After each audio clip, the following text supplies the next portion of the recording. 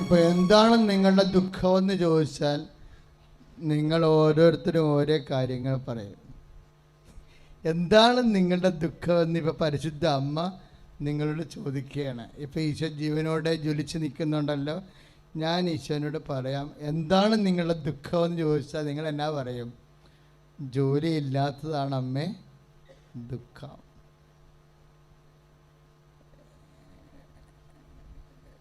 വീട് സ്ഥലവും ഇല്ലാത്തതാണ് അമ്മേ ദുഃഖം. കുഞ്ഞുങ്ങളില്ലാത്തതാണ് അമ്മേ ദുഃഖം. പക്ഷെ ഇതിനൊന്നും ദുഃഖമെന്ന് കർത്താവിൻ്റെ വചനം വിളിക്കത്തില്ല. കർത്താവിൻ്റെ വചനം പറയണത് എന്താ? സങ്കീർത്തനം 110, സങ്കീർത്തനം 77:10. എന്താണ് ദുഃഖം? അത്യുന്നതൻ്റെ ശക്തി ആവഹിക്കാത്തതാണ് എൻ്റെ ദുഃഖം. Praise the Lord. സങ്കീർത്തനം 77:10 ഒന്ന് പറഞ്ഞ, അത്യുന്നതൻ്റെ ശക്തി ആവഹിക്കാത്തതാണ് എൻ്റെ ദുഃഖം. അപ്പം മനുഷ്യന്റെ ദുഃഖം എന്താണെന്ന് ബൈബിൾ പറയും. നമ്മൾ ദുഃഖം പറഞ്ഞാൽ കുറെ ദുഃഖം പറയും അല്ലേ? 12 സാക്ഷ്യങ്ങളൊക്കെ പറഞ്ഞ ആൾക്കാരല്ലേ ഇന്ന്? അപ്പം 12 സന്തോഷങ്ങളാണ് അവർ പറഞ്ഞത് അല്ലേ? ഈ സന്തോഷത്തിൻ്റെ ദിവരഹസ്യങ്ങൾ പണ്ട് ദുഃഖത്തിൻ്റെ ദിവരഹസ്യങ്ങളായിരുന്നു. പണ്ടത്തെ 12 ദുഃഖങ്ങളാണ് ഇപ്പോഴവർ 12 സന്തോഷമായിട്ട് സാക്ഷ്യം പറഞ്ഞത്. പക്ഷേ നമ്മൾ ദുഃഖങ്ങൾ എണ്ണിക്കഴിഞ്ഞാൽ ഓരോരോ ദുഃഖങ്ങൾ വരും. എന്താ? ഇതെല്ലാം ജോലിയും കിട്ടിയാൽ പിന്നെ പറയാം, മക്കളൊക്കെ ഇങ്ങനെ തോന്നിവാസത്തിലൊക്കെ പോകുന്നല്ല അമ്മേ, അവർ വീഡിയോ ഗെയിമൊക്കെ കളിക്കുന്നു, പഠിക്കണില്ല, പ്രാർത്ഥിക്കണില്ല, അതാണ് എൻ്റെ ദുഃഖം എന്ന് പറയും. ചില പറയാം, എൻ്റെ മക്കളൊക്കെ വഴിപിഴച്ച് പോകുന്ന പോലെ തോന്നുന്നുണ്ട്, വിശ്വാസം ഇല്ലാത്ത ഒരു ബന്ധങ്ങളിലൊക്കെ ചെന്ന് ചാടിയിട്ടുണ്ട്, അതാണ് എൻ്റെ ദുഃഖം എന്ന് പറയും. അപ്പോൾ ഇങ്ങനെ ഓരോരോ ദുഃഖങ്ങളാണ് അല്ലേ? എണ്ണിയാ കഴിഞ്ഞാൽ ഒരേ ദുഃഖം. ഫോൺ വിളിക്കണത് കേൾക്കണതാണ് എൻ്റെ ദുഃഖം. എന്താണ്? കടക്കാരായിരിക്കും ഫോൺ വിളിക്കണത്, അല്ലെങ്കിൽ അഡ്മിഷൻ കിട്ടാത്തതായിരിക്കും എൻ്റെ ദുഃഖം. പക്ഷേ ഈ ദുഃഖങ്ങളെല്ലാം മാറുന്ന ഒറ്റ മൂല്യമാണ് കർത്താവിൻ്റെ വചനത്തിൽ പറയണ ദുഃഖം. എന്താണ്? ഒന്ന് പറഞ്ഞ, അത്യുന്നതൻ്റെ ശക്തി ആവഹിക്കാത്തതാണ് എൻ്റെ ദുഃഖം. ഇതൊരു മനസ്സിൽ സൂക്ഷിക്കണം ഈ വചനം. കാര്യം നമ്മൾ കൃപാസനത്തിൽ വരുമ്പോഴേ, കൃപാസനത്തിൻ്റെ ഈ നമ്മുടെ ഉടമ്പടി പ്രാർത്ഥന വാഗ്ദാന പേടകത്തിനെ ബേസ് ചെയ്തുള്ള പ്രാർത്ഥനയാണ്. വാഗ്ദാന പേടകത്തിൻ്റെ എങ്ങനെ ഒരു വ്യക്തിയെ വാഗ്ദാന പേടകമാക്കി മാറ്റാൻ കഴിയും എന്നുള്ള ഒരു ദൈവവചനാധിഷ്ഠിതമായ ഒരു അന്വേഷണമാണ് ഈ ഉടമ്പടി പ്രാർത്ഥന എന്ന് പറയുന്നത്. അതുകൊണ്ടാണ് ഈ ഉടമ്പടി എന്നുള്ള ഒരു പ്രയോഗം ഈശോ വന്നപ്പോഴേ ഈശോ എന്നാ പറഞ്ഞത്? പഴയത് റദ്ദ് ചെയ്യാനല്ല, പൂർണ്ണമാക്കാനാണ് ഞാൻ വന്നിരിക്കുന്നതെന്ന് പറഞ്ഞിട്ട് കർത്താവ് കുർബാന സ്ഥാപിച്ചപ്പോഴും ഉടമ്പടിയും തന്നെ പറഞ്ഞത് അല്ലേ? ന്യൂ കവനന്റ്, ഞാനൊരു പുതിയ ഉടമ്പടി സ്ഥാപിക്കുന്നു. ഉടമ്പടി എന്നുള്ള ആശയത്തിൽ നിന്ന് എന്തുകൊണ്ടാണ് കർത്താവ് പോലും മാറാതിരുന്നത്? ഉടമ്പടി ഒരു പദ്ധതി ആയതുകൊണ്ടാണ്, കുറ്റമറ്റ ഒരു പദ്ധതിയാണ്. നിന്റെ ഇഹത്തിലും പരത്തിലുമുള്ള പഴയ ഉടമ്പടി എല്ലാം ഭൗതികമായ കാര്യങ്ങൾക്കാണ് പ്രാധാന്യം കൊടുത്തിരുന്നത്.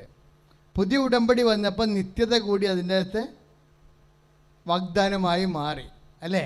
അതാണ് കുർബാനയിൽ നമുക്ക് ലഭിക്കുന്നത്. എന്താണ്? നിത്യജീവനാകി ലഭിക്കുന്നത്.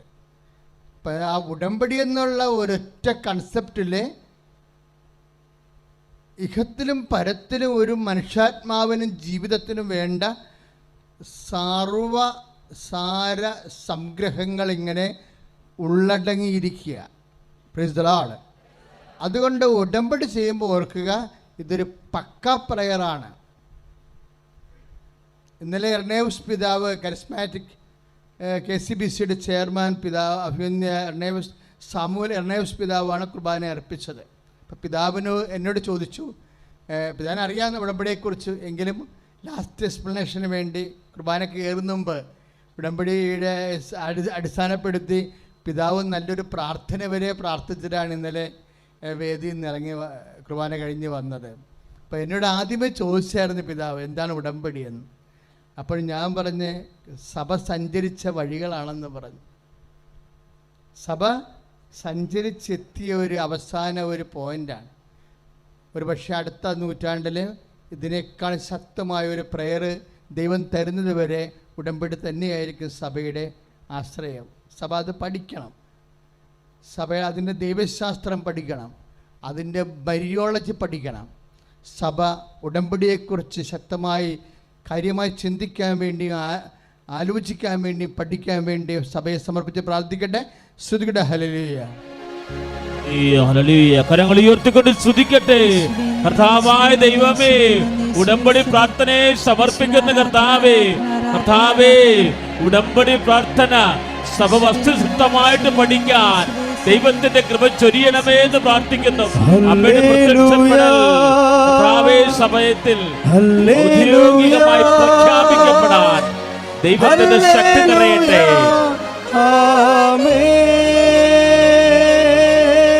കരങ്ങൾ വീശി ഹല്ലേലൂയ, ഹല്ലേലൂയ, ഹല്ലേലൂയ,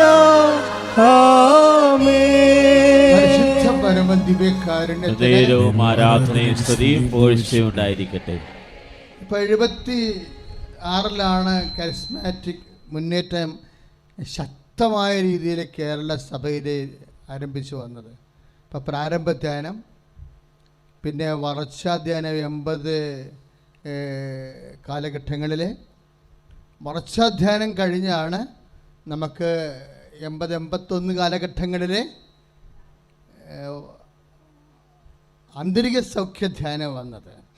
അപ്പം എങ്ങനെയാണ് ഓരോ ധ്യാന കേന്ദ്രങ്ങളെ സഭയിൽ രൂപപ്പെട്ടു വന്നത്? ഓരോ ധ്യാന കേന്ദ്രങ്ങളും പ്രത്യേക കാര്യസംഖ്യ ലഭിച്ചപ്പോൾ അവർ ആ മേഖലയിൽ ആന്തരിക സൗഖ്യധ്യാനം കഴിഞ്ഞപ്പോഴാണ് പ്രാർത്ഥനാനുഭവ ധ്യാനം വന്നത്. 85-86 പ്രാർത്ഥനാനുഭവ ധ്യാനമാണ്. 87 വന്നപ്പോൾ അത് വരദാനങ്ങളുടെ ധ്യാനമായി മാറി. അതോടുകൂടിയാണ് വലിയ കൺവെൻഷൻസൊക്കെ വരികയും ജനങ്ങളെല്ലാം രോഗസൗഖ്യം പ്രാപിക്കുകയും വലിയ വിടുതൽ നേടുകയൊക്കെ ചെയ്തത്. 57 മുതലിങ്ങനെ വന്ന് പിന്നെ 90-ആയി, 95-ആയി.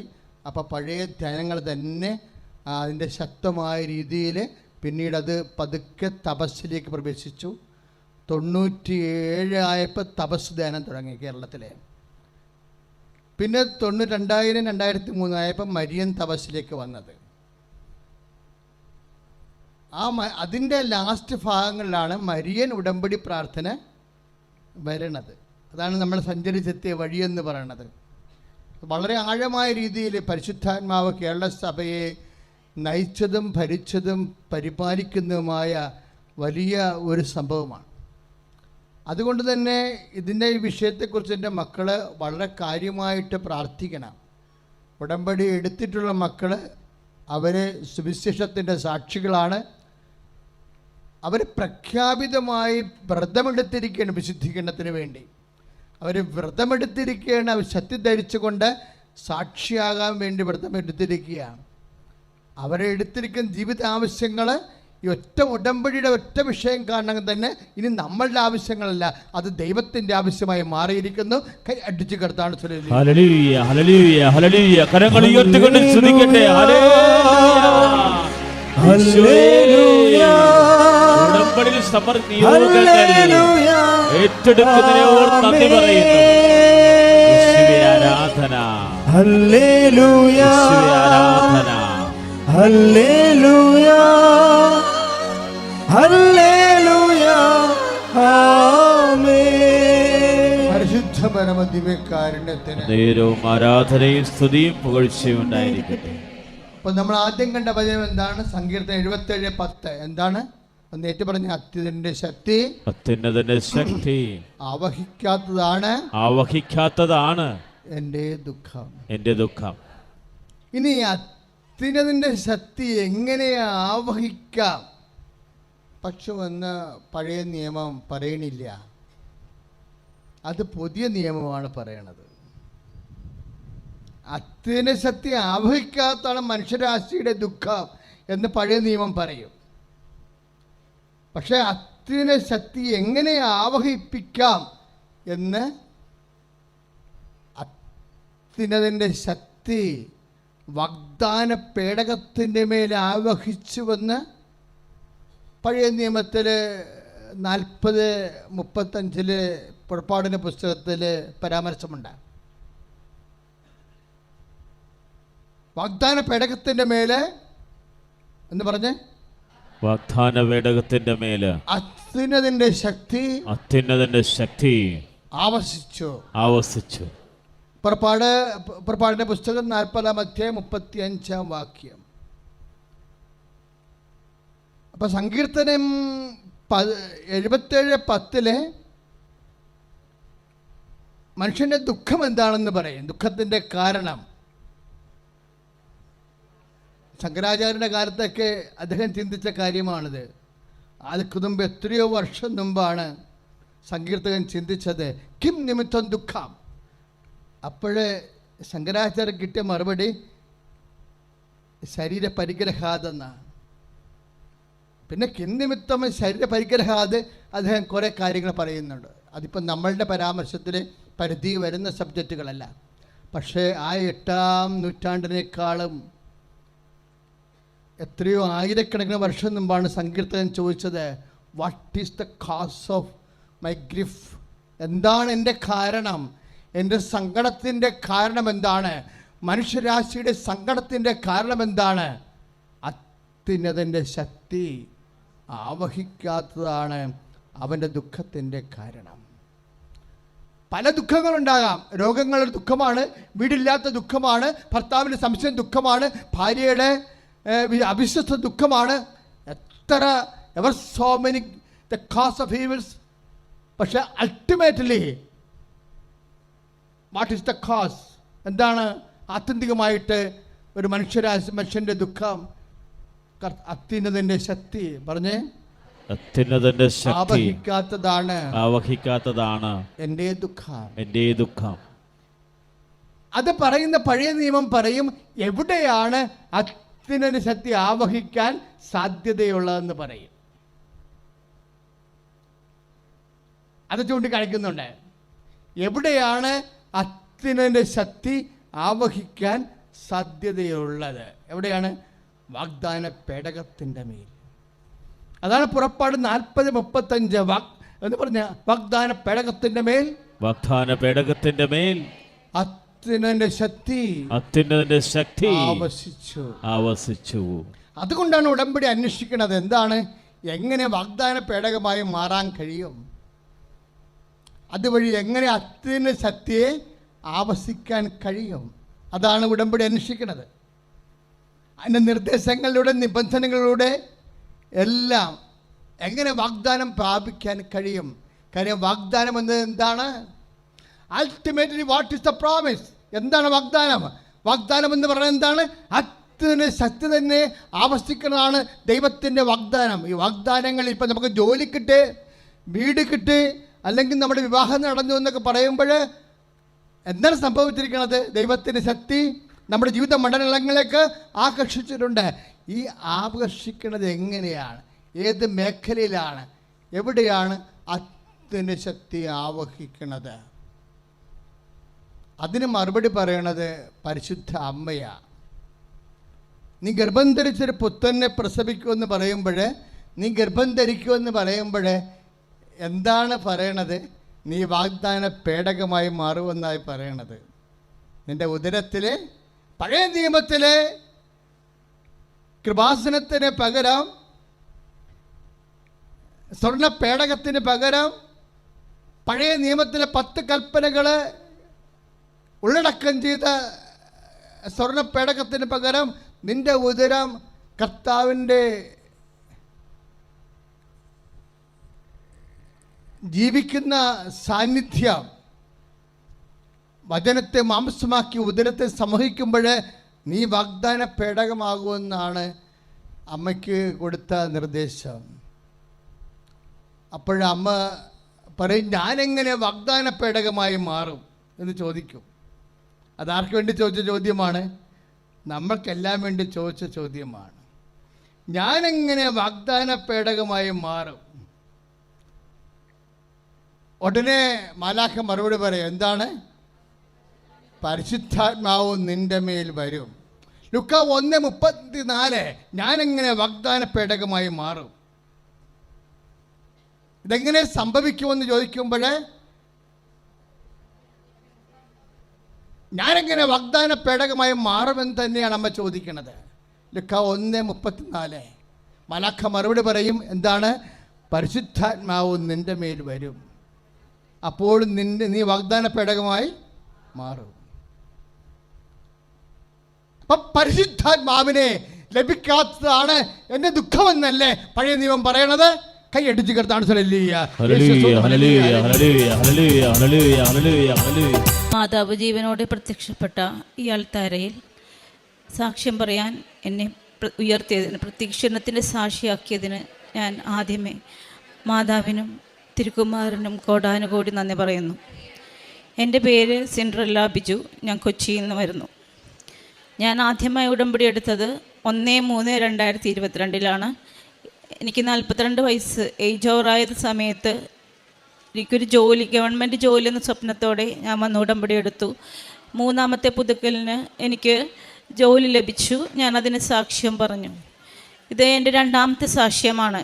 ഞാൻ കഴിഞ്ഞ വർഷം 2024 ഏപ്രിൽ മാസം ഞാൻ എൻ്റെ ഒരു കൂട്ടുകാരിക്ക്, ഇതിനു മുമ്പ് ഞാൻ പൈസ കൊടുത്ത് സഹായിച്ചിട്ടുണ്ട്. അപ്പോൾ അവർ അയർലൻഡിൽ ഗവൺമെൻറ് ജോലി ലഭിച്ചു, അതിന് കുറച്ച് പൈസ വേണമെന്ന് പറഞ്ഞപ്പോൾ എനിക്ക് പരിചയമുള്ളൊരു കൂട്ടുകാരിയിൽ നിന്ന്, വൈപ്പിൻ സ്വദേശിനിയാണ്, അവരുടെ വീട് പണിയുടെ പൈസ ഒരു 8 ലക്ഷം രൂപ ഞാനിവൾക്ക് അക്കൗണ്ട് ട്രാൻസ്ഫറും അതേപോലെ ക്യാഷായിട്ടും പല ഘട്ടങ്ങളിലായിട്ട് കൊടുത്തു. 8 ലക്ഷം രൂപയോളം അവൾ ഏപ്രിൽ വാങ്ങി. മെയ്, ജൂൺ, ജൂലൈ 3 മാസങ്ങളിൽ കുറച്ച് പൈസ എനിക്ക് തന്നു.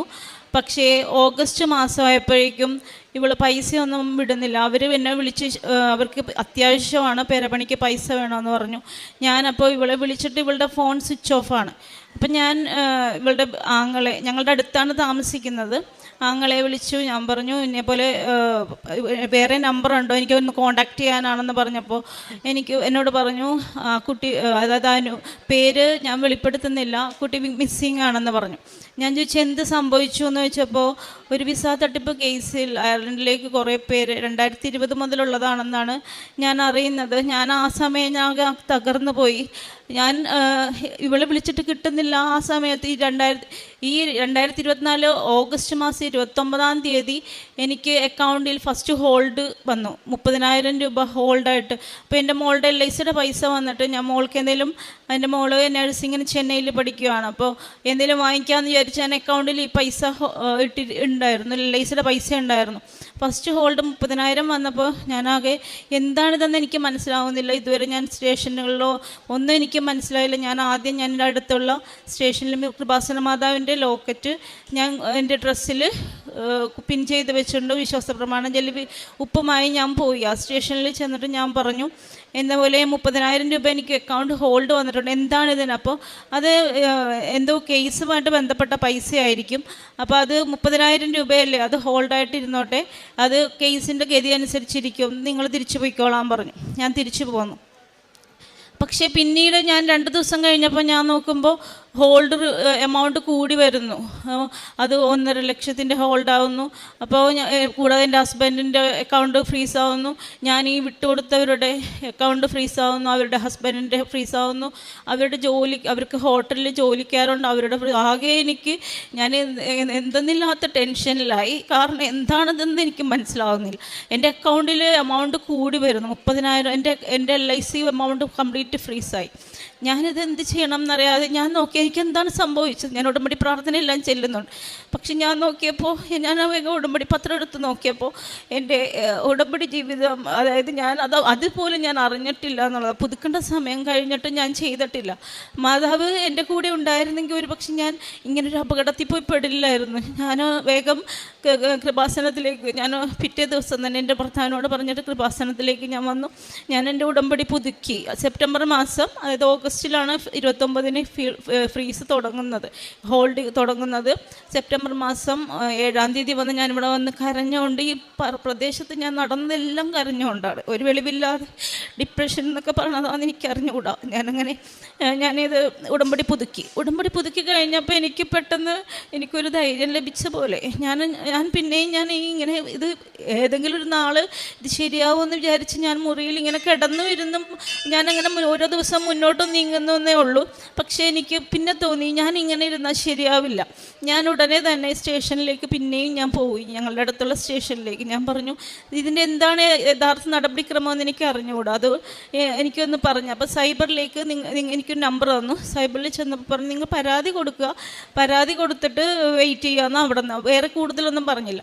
ഞാൻ പരാതി കൊടുക്കാനാണ് ചെന്നത്. ഞാൻ പറഞ്ഞു, സാറേ എനിക്കിതെന്ത് ചെയ്യണമെന്നറിയില്ല, എനിക്ക് ഒന്ന് ഹെൽപ്പായിട്ട് ഫസ്റ്റ് ടൈമെങ്കിലും ഇതെന്താ ചെയ്യേണ്ടതെന്ന്. അപ്പോൾ ആദ്യം ബാങ്കിലെ എല്ലാ പേപ്പേഴ്സും കളക്ട് ചെയ്യാൻ പറഞ്ഞു.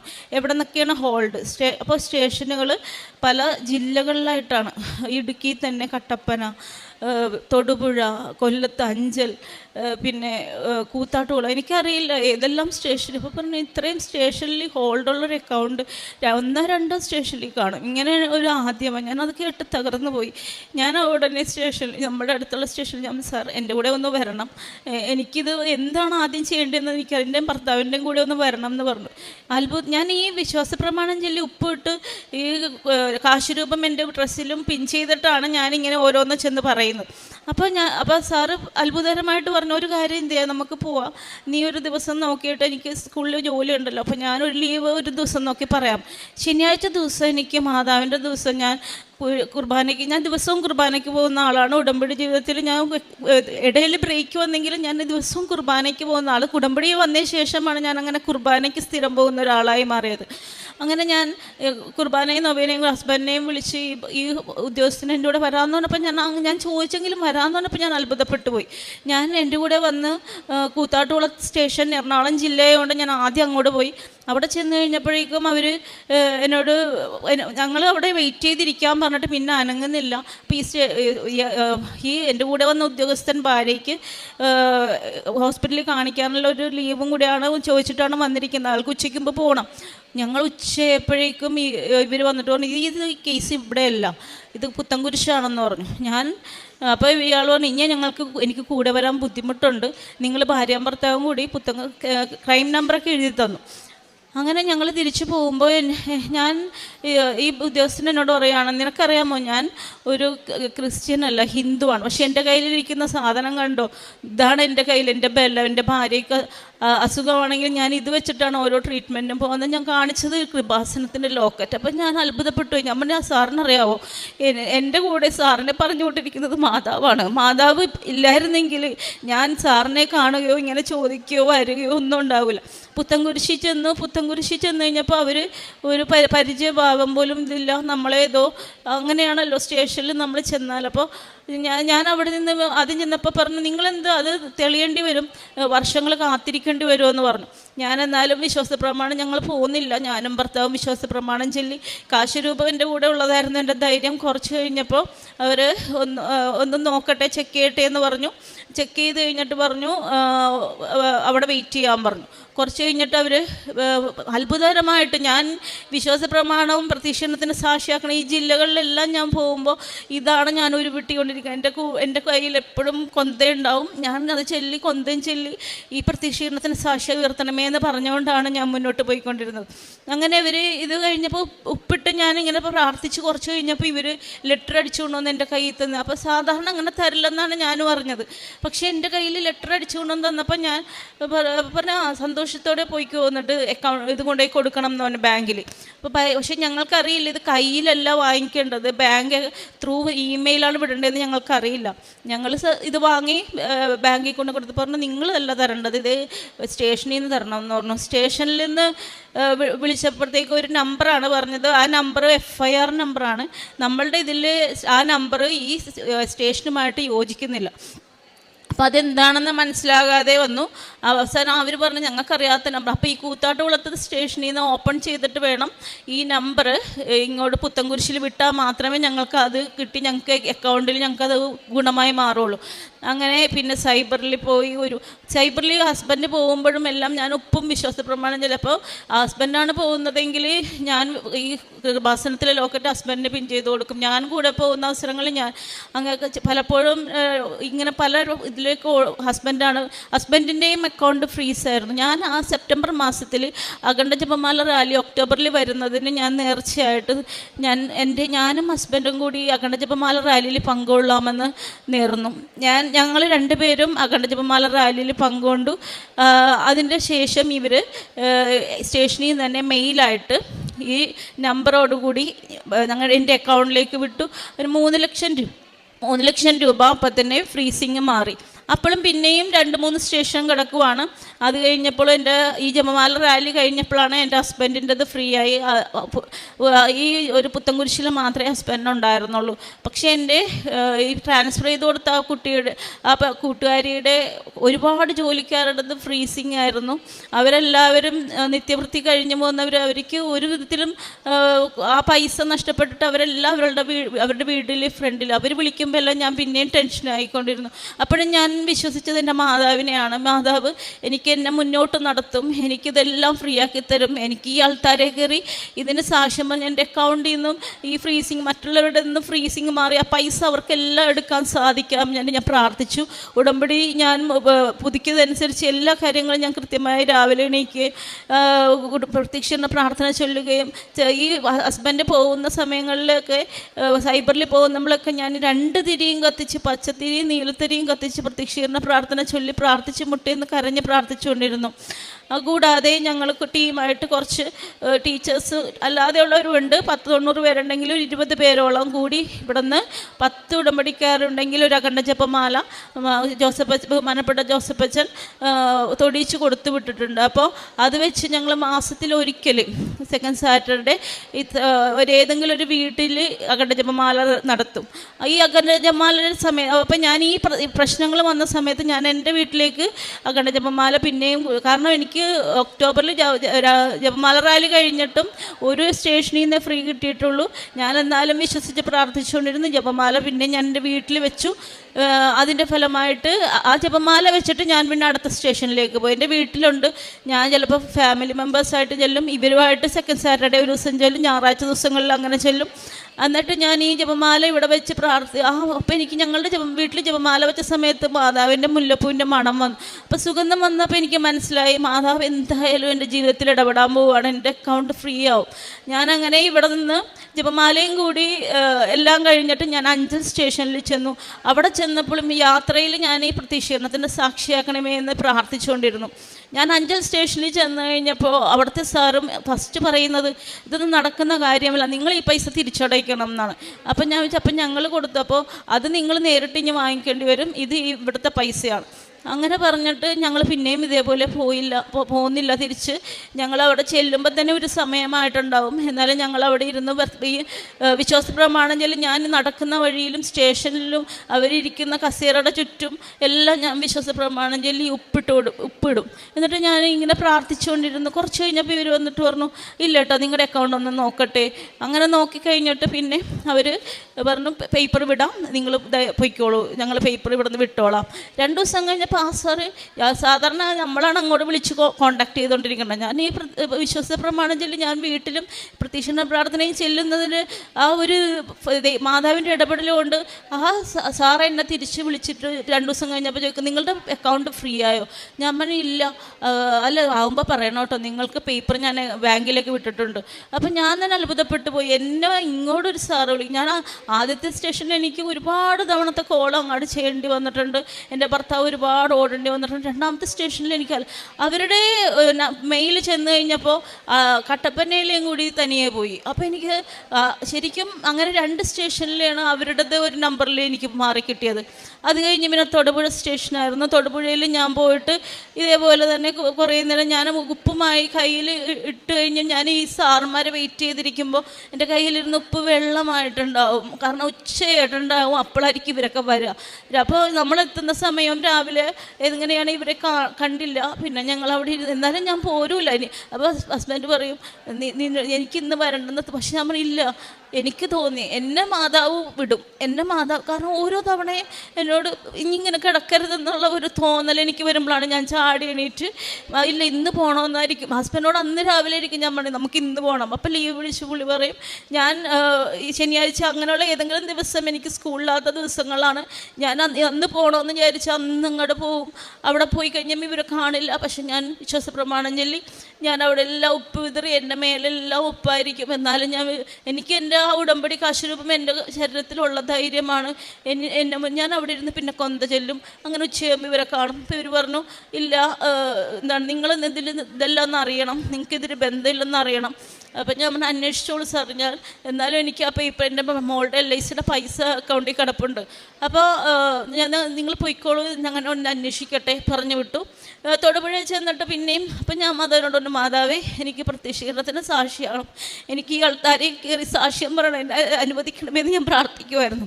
അങ്ങനെ പിന്നെയും അവർ പിന്നെ 2 ദിവസം വിളിച്ച് പിന്നെ എടുക്കുന്നില്ല. പിന്നെയും വിളിച്ച് കഴിഞ്ഞപ്പോഴേക്കും അവർ പറഞ്ഞു ഒരു കാര്യം ചെയ്യും, അക്കൗണ്ട് സ്റ്റേറ്റ്മെൻറ്റ് എടുത്തിട്ട് വന്നാൽ നിങ്ങൾക്ക് ചെയ്തു തരാമെന്ന് ഇവിടുത്തെ CI സാറ് പറഞ്ഞു. അങ്ങനെ ഞാൻ അക്കൗണ്ട് സ്റ്റേറ്റ്മെൻറ്റ് എടുത്ത് ചെന്നപ്പോൾ പറഞ്ഞു സാറില്ല, സാറ് തൃശ്ശൂരാണ്, സാറിനെ കാണണം. പിന്നെയും ഞാൻ അവിടെ ഇരുന്ന് വിശ്വാസ പ്രമാണം ചൊല്ലി പ്രാർത്ഥിച്ചുകൊണ്ട് തന്നെ ഇരുന്നു. എനിക്ക് ഉറപ്പായിരുന്നു എന്നെ എത്ര നടത്തിയാലും എനിക്കിത് കിട്ടും, എൻ്റെ പൈസ എൻ്റെ അക്കൗണ്ടിൽ നിന്ന് ഫ്രീ ആകുമെന്നുള്ളത്. അങ്ങനെ ഞാൻ അവിടെ ചെന്ന് കഴിഞ്ഞപ്പോഴേക്കും അവരെ പിന്നെ രണ്ടാമത് വിളിച്ച് ഇവരൊക്കെ സാറ് ഉച്ചയപ്പോൾ വന്നു. സാറിനെ കണ്ടു കഴിഞ്ഞപ്പോൾ സാറ് പറഞ്ഞു ഇറങ്ങുന്നില്ല ജീപ്പിൽ നിന്ന്. അപ്പോൾ എനിക്ക് അവിടെ ഇരുന്ന് തന്നെ സാറ് വന്നിട്ടുണ്ടെന്നുള്ളത്. ഒരുപാട് ജീപ്പും ഒരുപാട് ഉദ്യോഗസ്ഥരുള്ളൊരു സ്ഥലമാണ് തൊടുപുഴ. അപ്പം ഞാൻ അവിടെ ഇരുന്നപ്പോൾ ഹസ്ബൻഡ് ഇങ്ങനെ ഇരിക്കേണ്ട, നമ്മൾ ആരും വന്ന് വിളിക്കില്ല, നമ്മൾ ആരോ ഇവിടെ വന്നിട്ടുണ്ട് ആ സാറെന്ന് തോന്നണു.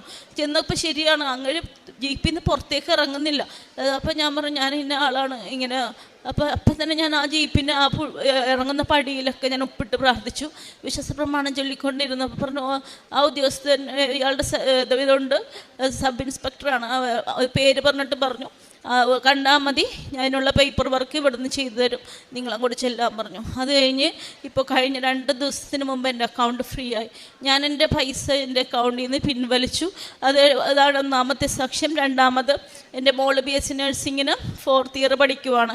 അവൾ ചേർന്ന കാലം മുതലേ എനിക്ക് ഇത് പഠിക്കാൻ പറ്റുന്നില്ല എന്നുള്ള ഒരു പരാതി എപ്പോഴും പറയും. അപ്പോൾ ഞാൻ എപ്പോഴും മാതാവിനോട് മാതാവ് എന്നെ ഞാൻ നിയോഗമായി വെച്ചിട്ടുണ്ട്. എൻ്റെ മോൾ ഞാൻ അവൾ വന്ന് പോകുമ്പോഴേക്കും അവൾക്ക് ഉപ്പ് കൊടുത്തു വിടും. അവിടെ ചെന്നൈയിലാണ്, തമിഴ് പത്രം വാങ്ങിക്കൊടുത്തു വിടും. മലയാളികൾക്ക് മലയാളി പത്രവും വാങ്ങിക്കൊടുക്കും. അപ്പോൾ അവളെല്ലാവർക്കും വിതരണം ചെയ്യും. അവൾക്ക് മാതാവിന് വിശ്വാസമാണ്. കാരണം ഈ ഉപ്പിട്ട് പ്രാർത്ഥിച്ചതിൻ്റെ ഫലം അവൾ തലേ ദിവസമൊക്കെ വിളിച്ചിട്ട് പറയും മമ്മി പഠിച്ചതൊന്നും എനിക്ക് ഓർമ്മയില്ല. പക്ഷേ ഇവൾ പരീക്ഷ എഴുതി കഴിയുമ്പോഴേക്കും റിസൾട്ട് വരുമ്പോൾ ഇവൾക്ക് ഭയങ്കര സ്കോറാണ്. ആ കോളേജിൽ തന്നെ 5th ടോപ്പിൽ വരെ എൻ്റെ മോളെത്തി. ഇപ്പോൾ 4th ഇയർ പഠിക്കുന്നു.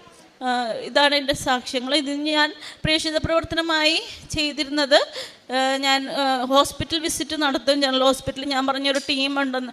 അവരെല്ലാവരുമായിട്ട് പോയി 10,000-20,000 രൂപയോളം 15,000 രൂപയോളം ഞങ്ങൾ എല്ലായിടത്തു നിന്നും കോൺട്രിബ്യൂട്ട്. അതിൽ നിന്ന് ഞങ്ങൾ 100, 200, 500 അർഹതപ്പെട്ടവർക്ക് 1000 വരെയൊക്കെ ഞങ്ങൾ കൊടുത്തിട്ട് പോരും. പത്രം വിതരണം ചെയ്യും. ചില സമയം ഞായറാഴ്ചകൾ ഞാൻ ഇവിടെ രാവിലെ തന്നെ വന്ന് ഇവിടുന്ന് പത്രം വാങ്ങി ഞാൻ ഇവിടെ നിന്ന് പോകുന്നത് ജനറൽ ആശുപത്രിയിലായിട്ടായിരിക്കും. കാരണം 4 മണിക്ക് അവിടെ ഏകദേശം എത്തിച്ചേർന്ന് നമുക്ക് ICU സന്ദർശിക്കാം. അവിടെ രോഗികളായി വേദന അനുഭവിച്ച് കിടക്കുന്നവർ ഞാൻ ഈ പത്രമായിട്ട് ചെല്ലുമ്പോൾ അതെനിക്ക് ഭയങ്കര ഞാൻ ഇത്രയും ഞാൻ തലക്ക് ഇതായിട്ട് നിൽക്കുന്ന ഈ ടെൻഷൻ പിടിച്ച് നിൽക്കുന്ന സമയത്ത് ഞാൻ അവിടുത്തെ രോഗികൾ ഒന്ന് ഒത്തിരി ഉപ്പിൻ്റെ മോള് വായിൽ വെച്ച് തരുമോ, വിശ്വാസ പ്രമാണം ചൊല്ലി ഞാൻ എനിക്ക് വേണ്ടി ഒന്ന് പ്രാർത്ഥിക്കുമോ. ഞാനപ്പോൾ ഈ മാതാവിൻ്റെ അത്ഭുതങ്ങളെക്കുറിച്ച് പറഞ്ഞ് ഈ പത്രം കൊടുക്കുമ്പോൾ അവർ വളരെ അത്ഭുതത്തോടുകൂടി ഞങ്ങളിങ്ങനെയല്ല, ഞങ്ങൾ ഉടമ്പടി മുമ്പ് എടുത്തിട്ടുണ്ടായിരുന്നു, പക്ഷേ ഈ പത്രം കൊടുക്കുമ്പോൾ ഞങ്ങൾ ഇത്രയും ശ്രദ്ധിച്ചിരുന്നില്ല എന്നൊക്കെ പറയുമ്പോൾ ഞാൻ തന്നെ അത്ഭുതപ്പെടും. എൻ്റെ മാതാവ് എൻ്റെ ജീവിതത്തിൽ ഒരുപാട് അത്ഭുതങ്ങൾ നടത്തി തന്നു. പല ജില്ലകളിലും എനിക്ക് വിടുതൽ തന്നു. എൻ്റെ അക്കൗണ്ട് ഫ്രീ ആക്കി. മാതാവിനും തിരുക്കുമാരനും കോടാനുകോടി നന്ദി പറയുന്നു.